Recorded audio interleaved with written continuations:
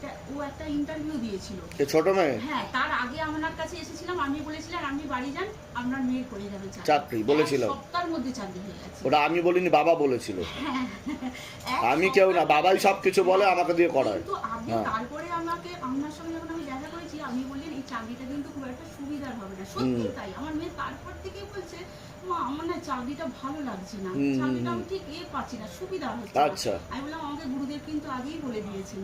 ঠিক তাই হলো, ও ছেড়ে দিল চাকরিটা। আচ্ছা, এখন আবার আমি সোমবার খুব কাঁদছি গুরুদেবের এই বাবার কাছে, কাঁদে বলছি যে আমার মেয়েটার কি একটা চাকরি হবে না, আজকে একটা অফার লেটার আসবে, বলতে বলতে সেই দিনই সন্ধ্যেবেলা অফার লেটার। বাহ, বলুন জয় শিবধাম। জয় শিব, এটাই তো শিবধামের ম্যাজিক। পুজো সন্ধ্যে দিয়ে উঠে আমার মেয়ে আমাকে অফার লেটার পাঠাচ্ছে।